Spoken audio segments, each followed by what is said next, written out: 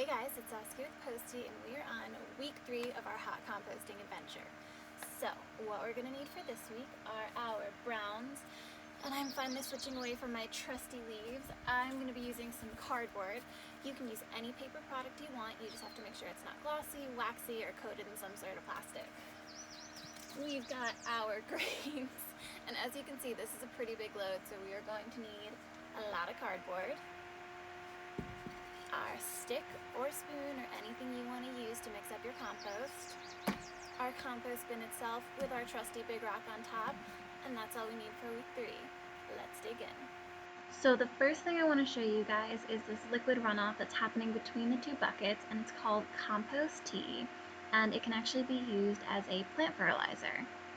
I'll circle back on this when we've got a bit more and we're ready to extract it, but otherwise, here's a look at our compost from last week. We see it shrinking down, we're ready to add more scraps. Again, it's going to be a big load.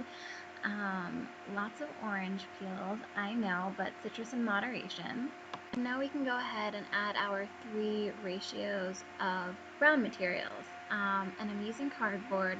One of the first things I noticed is that they take up a lot more room than those dried leaves. So if they're much harder to push down, it's going to fill up the bin more quickly.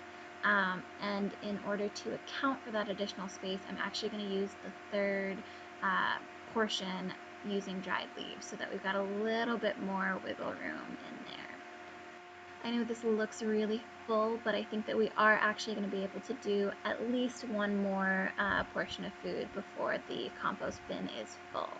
So next we have the very important job of aerating our compost, and unfortunately I stepped on my wooden stick while filming, so I am using a spoon, but we really want to get the air throughout the compost. The cardboard's really bulky, so you're going to have to work a little bit harder, but make sure you're reaching to the bottom and those levels from previous weeks and allowing the entire bin to be aerated.